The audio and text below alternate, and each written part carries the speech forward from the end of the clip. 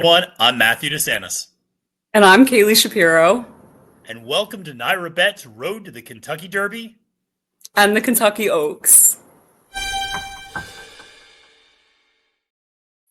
Appreciate everybody tuning into this latest episode of the Road to the Kentucky Derby and Kentucky Oaks here on NYRA Bets. Really pleased to be joined by my co-host Kaylie Shapiro as we recap some of the big performances that we saw out of the Kentucky Derby and Oaks prep races last weekend before previewing big Kentucky Derby and Oaks race this weekend taking place at Tampa Bay Downs. We're going to have a lot of coverage of that on the channel. Acacia Clement, who's going to be down there live in Tampa, is going to join me to go over some of those races on this week's episode of Snowbirds as well. So don't want to miss all of that great content. The way to make sure you don't miss it, press that like and subscribe button here on NYRA Bets YouTube today. Subscribing is entirely free of cost, just notifies you when new videos are dropping on the channel, whether it's race previews, full card analyses, weekly programming like this one, handicapping and betting tutorials, and so much more.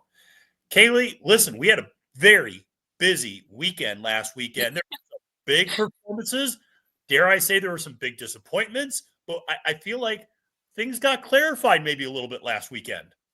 Definitely a few things got clarified for sure. And yeah, so many great races. I mean, I was like, watching the site all day, but still setting alarms so I wouldn't miss them. But yeah, I definitely learned a few things about, a few of the main contenders in each category from those races. I mean, Ferocious, especially, I'll admit. So yeah, it was an Yeah. interesting weekend.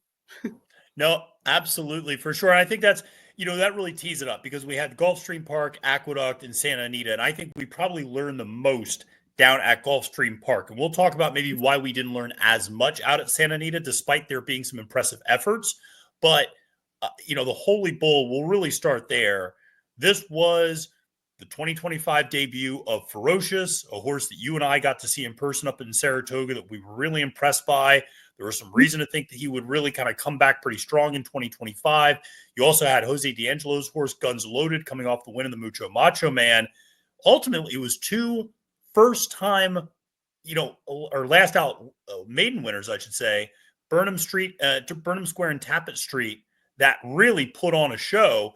And they were the ones who really kind of pulled away coming down the stretch. So we'll just show up the stretch run here. And at the top of the stretch, Tappan Street had really been asked by Luis Saez. And you start to see the two Ferocious, the four Guns Loaded really starting to drop back. Ferocious trying, Guns Loaded at this point is just all out. But Burnham Square, trained by Ian Wilkes, comes from well off the pace. Tappan Street did a little bit more of the dirty work and had a wide trip around both turns. But Burnham Square, for, like I said, a little bit of a smaller time trainer in Ian Wilkes, what a great effort there for him to win that race and really showed a lot of versatility being able to come from off the pace. For sure, Burnham Square was definitely super impressive, as well as Tappan Street running second. I thought that the Belmont horse, Burning Glory, ran pretty well as well. I mean, I think that horse went off at like 8-1 or something. So, given, I think that one was fresh off a maiden win as well, if I'm not mistaken. So, that one ran pretty well too. And then, Ferocious ran fourth. I mean, I think he had a little bit of trouble. You can't make another excuse at this point, but I don't think that he had the easiest of trips. Maybe things didn't go to plan. I'm definitely not going to be jumping to take him out of that race whatsoever, but I will be jumping to take Burnham Square for sure. So that's what I learned. Burnham Square earns a 90 buyer speed figure for that effort. Tappan Street, I think, an 88. And so certainly puts them in the Derby picture at this point. And again, two horses that have a lot of upside potential and still have a lot of room for growth. Whereas a horse like Ferocious, like you said, we kind of have started to see what he is. And he's a horse that does seem to find trouble a lot of times going into the first turn. He just doesn't really get in the right position. Whether it's a jockey thing with Javier Castellano, maybe not getting this horse out up front. I thought the blinkers on, you would see this horse up front. My philosophy is if you get this horse out of trouble, maybe he can get the two turns, but you won't know that until you give him a perfect trip. We'll see. If they try to continue to go in the Fountain of Youth or if they cut back to a one-turn race next time out. So it's going to be interesting to see what happens. I think Guns Loaded, I know he didn't run particularly well in this race, but listen, he's going to be a good sprinter, I think. He's the sort of horse that I'd be interested in looking at price in the Pat Day Mile later on this year in the Woody Stevens. Those are the types of races where I think he could do really well. Put him at 7 furlongs, 6.5. I think that's kind of where his future is. We've seen a lot of those gun runners do well in those dirt sprints. So Interesting race. I mean, it's fascinating to see, some of the bigger names that we were hyping up and excited about. It's these last out maiden winners, these horses that are just still maturing, still maybe late developing. Some of the stars from 2 years old aren't necessarily the stars at 3 years old. So always a developing thing. For sure, yeah. So, I mean, a couple of those could improve. I mean, Ferocious, his last start, I guess, was the Breeders' Cup before. Yeah. So maybe he'll be better, in his next start, whether it's the Fountain of Youth or they cut him back. I mean, it doesn't strike me as the distance being an issue. I just maybe think there's a couple quirks. Hopefully, they're able to work through it. But yeah, definitely an exciting race and a good field. And that was a great betting race as well. So It was a great betting race. And the other race down at Gulfstream Park was the Forward Gal. And I almost am a little, this was a Kentucky Oaks race, but it was 7 furlongs. And you had the Brad Cox Exacta, and you had Eclatant, and you had Stunner finishing 1-2 in this race. We'll pick up the stretch run here at the top of the stretch. And, Stunner and Eclatant both coming from off the pace. This was a good effort. I thought so too, and I think that he's keeping them. He's not going to stretch them out any further. Right. I think that he might keep these two either sprinting or at a mile. I'm not sure, but I wasn't surprised hearing that. I mean, I think that Eclatant is still a really nice horse, as well as Stunner, who finished second. They were definitely looked to be on paper the two main players in there, and that was the result. So I wasn't really surprised by anything about that. I'm not surprised that they're going to be sprinting from now on either. Yeah, I think it's interesting when you have these sort of preps where it's a one-turn race, a 7 furlong race. We even have the issue up here in New York when you start going to the Gotham, this next prep that we have as a one-turn mile. Some of these horses that win, yes, they win. They get Derby points, they get Oaks points, but they're not really Derby and Oaks horses. And Cox really did clarify that right after the race. He goes, listen, they're going to stick at one turn. So Eclatant, Stunner, two very nice fillies, but are going to be staying around one turn. And hey, we've seen a lot of really good fillies sprinting the last couple of years, horses like Ways and Means and horses like that. So it's nice to have that division be nice and deep as well, with some promising talent. And yeah, those two certainly looked the part. And I think you and I were both against Rojo Rita, who was your morning line favorite in that race and post time favorite as well. And, she ended up running a little further back that day. And I thought the Cox horses actually provided outstanding value for how good they were. So another good betting race. That was a really big field. I remember when we previewed that. But now we also had some action up here in New York with the Withers. And there was a horse that you were really high on, which was Captain Cook. And he put away the competition on the front end. I'll tell you this, when we watch this replay, he was right up there with Mo Quality and Uncle Jim. And then coming for home, he just kicks away, Kaylie. Yeah, and it was, a concern. A lot of people had the concern about this horse being able to get the distance, but he ran like a horse that's gonna love any added distance, even beyond. So I really like Captain Cook's effort. Thought it was super impressive. I was a little hesitant taking him too, but I mean, he had some family members that popped that I thought maybe he could get the distance, and the way that he ran was very promising. And I think Omaha ran a pretty good race as well. So that was a pretty good race. Yeah, it was. And Surfside Moon ran, I thought at 33-1, ran a really nice Yeah. race for second, too. That's a horse that might have a little bit, surprising future that based upon what some of the expectations were certainly going into that race. But yeah, Captain Cook for Rick Dutro Jr., I thought, ran really well. Those practical jokes. You and I have talked about this. I don't mind him at a mile and an eighth. I don't love him at a mile and a quarter, but at a mile and a 16th, mile and an eighth, they can get that distance if you have the right underneath sort of pedigree, and if you have the right underneath mare that you've matched the practical jokes with. So I don't mind it. We'll see. That was a mile and an eighth race, so obviously being able to continue to run that distance, whether it be in the Wood Memorial, obviously shorter in the Gotham, that's a horse that's going to be likely in the starting gate of the Kentucky Derby if he stays healthy, because he's already got 20 points and he only needs to add maybe another 20 or 30 to really ensure a spot in the Kentucky Derby. So going to be fascinating to see. That one earned a 94 buyer speed figure, big effort. And I'm glad you mentioned Omaha. I don't know about you, but to me, he feels a little bit like Krupe in that he's this horse that was like Krupe a couple of years ago was on the Derby trail, but was always finishing like third or fourth in these prep races. And you'd be like, oh, if this horse could just get out of the gate better, it wouldn't be so bad. And it was, again, Omaha's just like slow out of the gate, off the step slow, and you're just like he's 10 lengths behind before you can even blink an eye. And sometimes horses just take a while to develop in that regard. We saw that with Krupe, who really turned into a much nicer horse, I thought, by the time he turned 4. And Omaha might be that same sort of thing, a late running horse who just takes a little bit longer to develop and isn't always going to be quick out of the gate. Absolutely, or even like a Sierra Leone, not to compare the two at all, but Right. I guess this horse is still just beginning of the 3-year-old year, so I mean, still has a lot of maturing to do. Maybe they try to get him to sit closer to the rest of the field, make some changes, and maybe we'll see a different running style. All of that can kind of change, but yeah, I thought that horse put 2 back-to-back decent efforts. So I'm excited to see what they do with him next. Yeah, absolutely. No, he finished second in the Jerome, now third in the Withers. So yeah, he's getting his Kentucky Derby points as well along the way. You keep finishing underneath in these races. You finish second or third in the Gotham, you finish second or third in the Wood, you're going to be in the Kentucky Derby starting gate. There's no two ways about it. So interesting to see that result there. And then listen, we had the 2 races out west in California at Santa Anita, and the Robert B. Lewis, the Las Virgenes, both won by overwhelming favorites. On Saturday, you had the Robert B. Lewis, which was won by Citizen Bull. Listen, this was a Bob Baffert trifecta. Citizen Bull got out up front under Martin Garcia. I think a lot of people thought Rodriguez would get to the front. It was Citizen Bull, and it was a merry-go-round the whole way around. And I don't know how much you learned, but Citizen Bull's an impressive horse.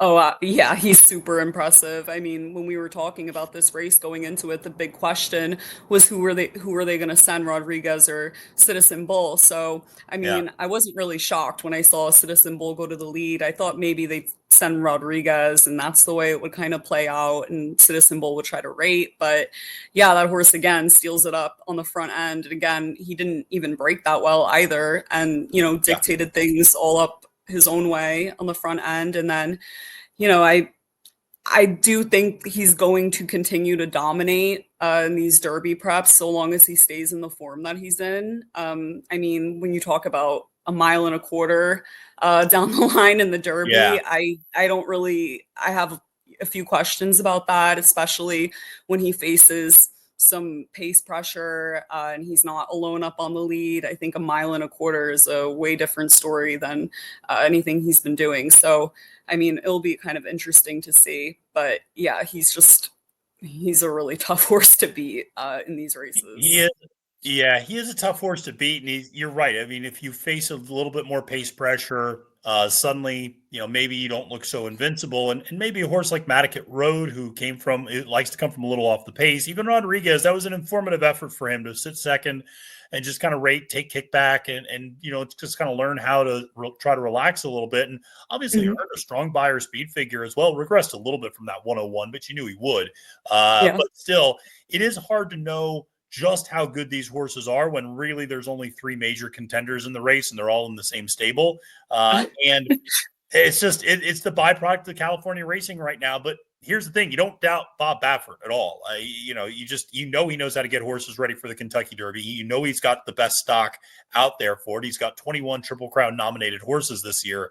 He's loaded for bear. And while the races might not be great betting races, you got to pay attention to these horses because they're going to be major players come the first Saturday in May. Absolutely. And I guess that's a really good segue into another race that was kind of, it was less so of a paid workout. I'm talking about the Robert B. Lewis than the race with Tenma and Cipriani, but yeah, that was definitely somewhat of a paid workout. Here we'll pull up that stretch run. It's a 3-horse race, and Tenma, just see you later. Yeah, they broke Cipriani basically like 3 lengths off of Tenma, so it's exactly as if it's a paid workout. But we didn't learn anything new about Tenma. Obviously, I was super excited watching this because I love the horse, but nothing too much to be excited about. I mean, she actually improved. She got a 92, and then it was a 9-point increase from her last effort. So we didn't learn anything new about her. We just know that she's great. And then Cipriani ran pretty well as well. She just kept running on. And, Baffert even said himself that Cipriani is still very, very green. So And you can kind of see that. I mean, the way that the horse ran on, though, was pretty promising in terms of distance and maybe what that horse's future holds. But yeah, that seemed like sort of a test run he was playing around and seeing. But yeah, Tenma looked amazing. I mean, as did Cipriani. Yeah, it'll be interesting to see whether he keeps any of these, both on the Derby and the Oaks Trail, how many he keeps in California, how many he puts out in Oaklawn, because he will ship horses for the Rebel and the Arkansas Derby. So it'll be interesting to see whether he wants to put a horse like Tenma, whether he wants to put a horse like Citizen Bull or Rodriguez or Cipriani, wants to put them in Arkansas to give them a little bit of a different experience, have them face maybe a slightly bigger field, face pace pressure, face some different dynamics, and kind of go against those fields. So, Baffert has never shied away from using some other circuits sometimes to get his horses the possibility of A, getting more points, but then also B, just having a slightly different experience. But yeah, Cipriani, you mentioned, improved dramatically, got an 81 Beyer speed figure for that effort, which was a sizable increase from a rather soft 58 Beyer speed figure in debut. So good to see that she handled the 2 turns and was able to kind of handle that trip relatively well, and certainly a filly to continue to keep an eye on as we talk about this Oaks Trail. But speaking of the Oaks Trail, we should kind of give an update of where we are officially with regards to the Kentucky Oaks and Kentucky Derby point standings. And here are some of your leaders. And indeed, it is Bob Baffert leading the way with Citizen Bull on the Derby side and Tenma on the Oaks side, each leading the way in terms of point totals. You see horses like Speed King, Coal Battle, Burnham Square, Disco Time, Captain Cook. These are all horses that won their last rounds of preps and earned that 20 points in those prep races. You have a horse like Bilch, who came in second. Gaming, who we've seen not run particularly well, but earned a bunch of points as a 2-year-old. So interesting to see how this all has continued to play out. But one of the things to keep in mind is we're about to hit the season of 50-point prep races, and all these standards are going to start getting thrown into a little bit of a jumbled mess, because you're going to see horses really moving up and dropping back based upon those big 50-point swings in some cases. But an interesting leaderboard on the Oaks side as well, and has a lot of overlap with some of the horses I know you really like in this division. Yeah, for sure. And, like you said, this leaderboard will change a ton. Hopefully, bigger fields when you get those like 50-point preps. And, if you look at Tenma, as much as I like her, you don't know if she's really the best filly and she's on top, but that's just because she beat, a field of 3 and got 20 points. I mean, this leaderboard, take with a grain of salt, it will change a ton. But yeah, it's interesting. Obviously, Baffert's basically dominating the leaderboard and Cox. So, yeah, no, you're absolutely right. And then even a horse like Eclaton, who we mentioned is second here on the leaderboard, but Brad Cox has already said, like, this horse is not going to Kentucky Oaks. So there's going to be dynamics like that as well as we continue to kind of update this on a weekly basis. But one of the lists that you should absolutely be paying attention to is our top 7 list, which we are now debuting for our Derby and Oaks top 7. And listen, on my side, there wasn't a lot of movement. Certainly Barnes, Sovereignty, Chancellor McPatrick, Journalism, a horse I really like out west, who's not a Baffert horse, Mike McCarthy horse that I really like a lot. East Avenue. These are all horses that are working, that haven't yet. I mean, Barnes certainly ran this year, but Sovereignty, Chancellor, and East Avenue have yet to run in 2025, but they're all pointed towards big races, whether it's the Risen Star, whether it is the Tampa Bay Derby, whether it's the Fountain of Youth in the case of Sovereignty. So we'll see. A Citizen Bull, I moved him up to 6 on my list, much like you. Listen, you can't deny the horse has talent. I just don't know how good he is compared to everybody else in terms of, when he faces pace pressure. But here's what I know. He's got enough points to already be in the starting gate of the Kentucky Derby. So if I'm putting together a list of Derby contenders, I'm kind of foolish not to include a horse that I know is going to be in the Kentucky Derby. And that's certainly him. And then I got to give a little bit of a shout out. I was debating between Tip Top Thomas and River Thames as my 7th spot. I like both those horses a lot. Had to give a little bit of a nod to the New York bred, who won so impressively, going 7 furlongs against Allowance Company at Gulfstream Park this weekend. And Todd Pletcher said he's going to be pointed towards the Fountain of Youth next. And that's a horse that's earned back-to-back 90-plus Beyer speed figures in his first 2 races. So that's kind of my list. There hasn't been a lot of movement. But speaking of your Oaks list, there was a little bit of movement on your side. Some horses moving up, some horses moving down. Yeah, and it's kind of weird because I added a horse that ran in the Busanda, I mean, a couple of weeks ago. So you would think I Yeah. would have added the horse out of that. But, I was looking at all of the Oaks horses or anyone on the trail now, and I was thinking this running away has proved more than a lot of other Oaks Mhm. horses. Although, I was maybe a little bit too critical, saying, "Oh, well, she won on the lead," but she won on the lead going a mile and an eighth, and that wasn't really an easy field to face either. So I thought that she's pretty impressive. And there was also an article that I read from Blood Horse about Taylor Made selling two mares in the winter mix sale from the same family as Running Away and Speed King. So I started doing like a little dive into Running Away's pedigree. They just sold the half sister for 385 grand at the winter mix sale. And then I was looking at the Grand Dam of Running Away actually won the Oaks Summerly. Mhm. She beat a horse called Runway Model, who's the dam of McKinsey, which I just thought that was a fun Oh, that fact. is interesting. But Yeah. yeah, and Summerly like to win on the lead as well. So I just thought that was pretty interesting, and seems like she has a pretty active or pretty deep Oaks family. So I thought that was pretty exciting to find that out about her pedigree. I didn't know that prior. And watching the replay and looking at, I think they're going to target the Ashland or the Gazelle. So this Yeah. horse, I think, is going to make some more noise on the Derby Trail, and I'm getting more and more excited the more I look into that Running Away horse. So I thought I'd add her, and I put her above Quiet Side for obvious reasons, and then Ballerina d'Oro, who we just haven't seen back yet, Yeah. running. And then Good Sheeran, Uhima, I've kept the same. They just worked 5 furlongs a couple days ago after a series of 4 furlong work. So wonder where they're pointing to next. And then, Tenma stays the same on top. Yep. Didn't learn anything new, but just kind of Yeah. confirmed what we already knew. So, Absolutely. No, I think so. And I'll be excited, obviously, as we go into fairgrounds. Fairgrounds is such an active and such an informative circuit, I feel like, for these Derby and Oaks preps. And as we get to Risen Star Day, Rachel Alexandra Day, those are going to be big races to really, I think, start to see some of those Cox runners are really going to start maybe moving up and down the list a little bit.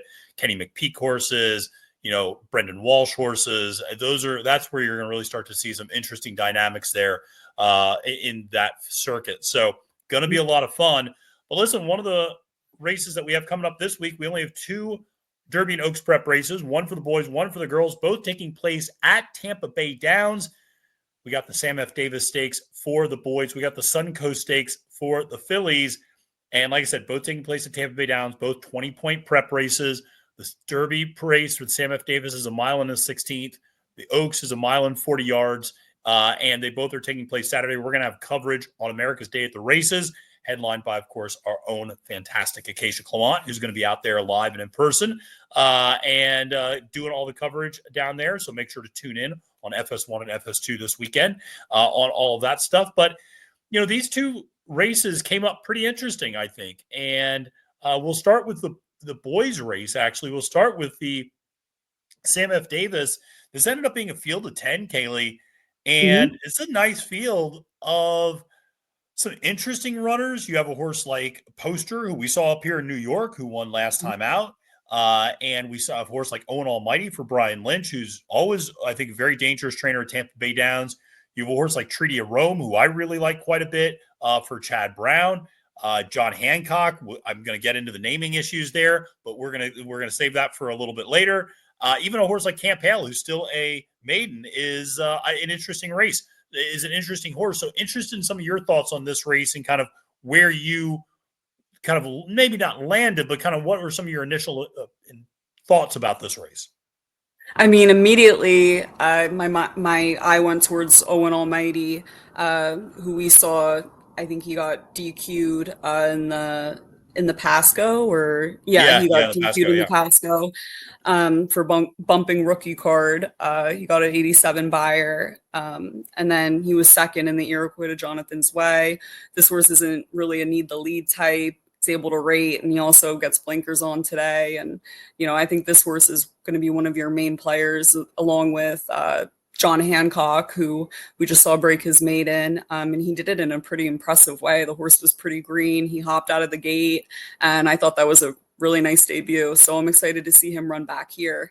And like you said, there are a few pretty interesting horses, like Camp Hale, for example, is still a maiden, but he's ran second in all 3 of his starts to some familiar names, some decent horses. So I think, it's not my pick, but I definitely pretty interesting. And then as well as Smokin' Boy, who won a grade 1 at Camarero racetrack. And so didn't look like he beat, too much compared to this type of field, but he did come from off the pace to win by like 9 1/4 lengths. So thought that was kind of a wild card in here. And of course, Poster should be another main player as well.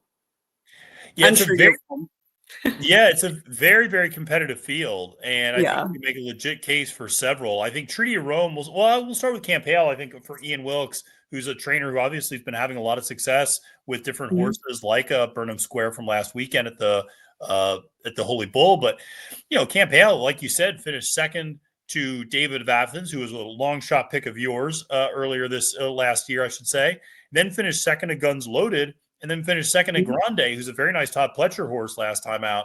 So, hasn't really embarrassed himself at all in his 3 efforts, all runner-up efforts. Now, he has been getting progressively slower, and this will be his first time going around 2 turns, so we'll see. We saw Motown, Mo Quality not really get the 2 turns up here in New York last time, so we'll see if that pedigree goes with the 2 turns in this one.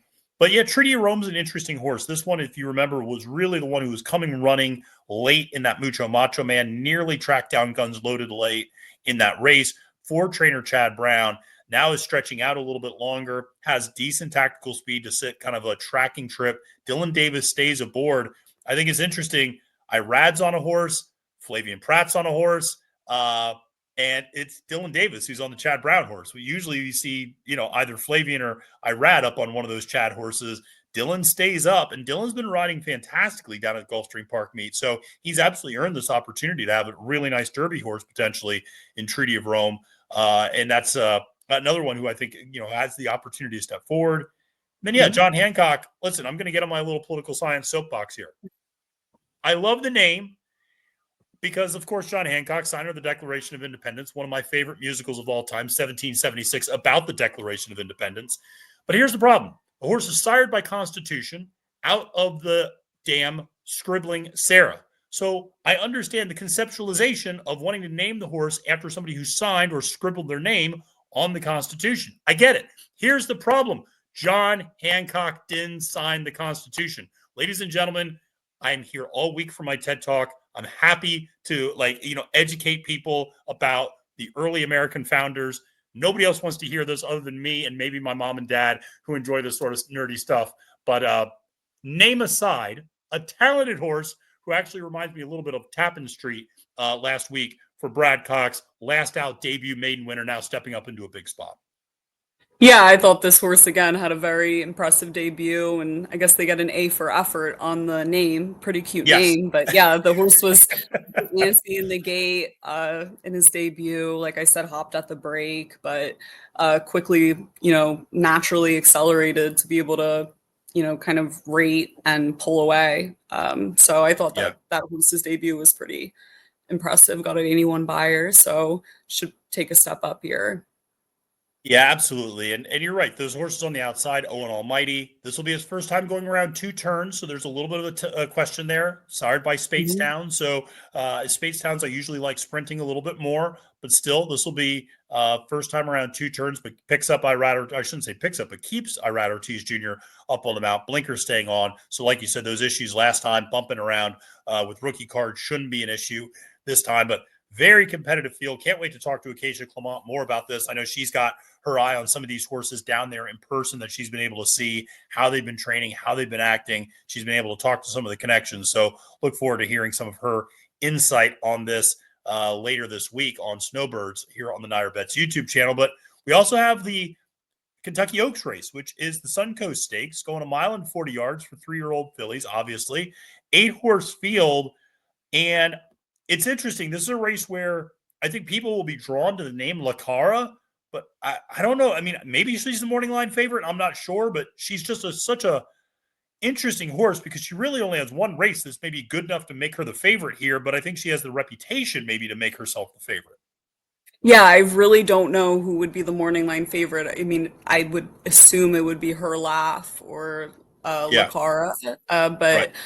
in here, I landed on her laugh, honestly, with the brief handicapping I did today. I Yeah. know I had some concerns about that horse, stretching out, her laugh. She had issues with her lead. She flopped back to her left lead a bit and then back to her right lead down the stretch. So I don't know. I kind of looked like she got kind of tired in the untappable. But she won that, and that was a mile and 70 yards, and now this is a mile and 40 yards. So I'm not really concerned here, obviously, whatsoever. And she looks to be the speed in here, besides maybe the number 8, who has a little bit of gate speed, but her laugh kind of looks like, the true speed of the race in here. So I think she might have things her own way on the front end again. Yeah, it's interesting you bring up the number 8, who's Chloe, who is an interesting horse for Victor Barboza Jr. Broke her maiden in debut over the Tappan at Gulfstream Park, going 5.5 furlongs. Obviously, showed a lot of speed that day. Now stretching out, but she's got the pedigree to suggest she can stretch out. Tis the Law sired. I mean, we've seen these Tis the Law babies run really well going around 2 turns, whether it's the dirt or the turf. So Chloe, I don't think you can dismiss that horse as potentially a long shot who might be able to get the distance.